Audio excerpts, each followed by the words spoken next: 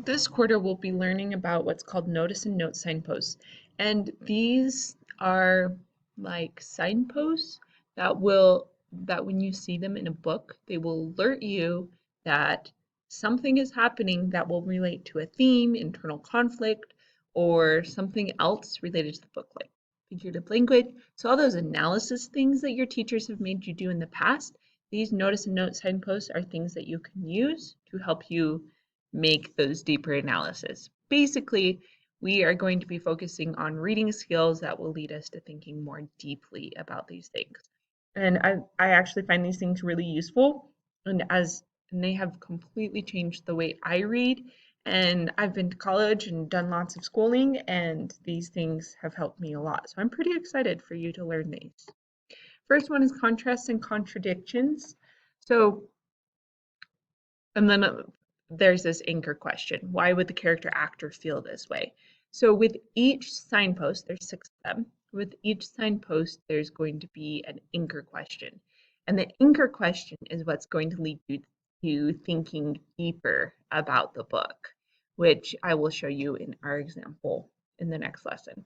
This lesson, we're just learning about what this is. So contrasts and contradictions. So let's think of an example. Harry Potter. So we have Hermione in Harry Potter. She's a kid who always has her homework done. Not only does she do her homework, but she likes doing homework, and she wants the teacher to know that she always knows the answer. She always has her hand raised, all that. So what would you think if one day Hermione came to class and didn't have her homework done? That is a contrast and contradiction. It's not what we expect. So it would make us think about what's going on because that's not a part of Hermione. It's a change in behavior.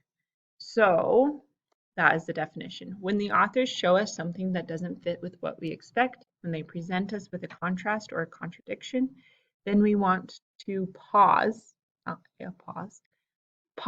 and ask ourselves one question. Why would That's the anchor question. Why would the character actor feel this way?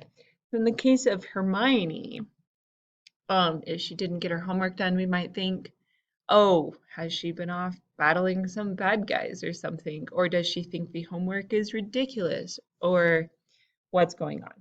So if you can think about that, then you can get deeper into characterization, character conflict, the problems a character is facing, important life lessons that the author is trying to share, themes, all these things. So we'll be getting into that deeper later on.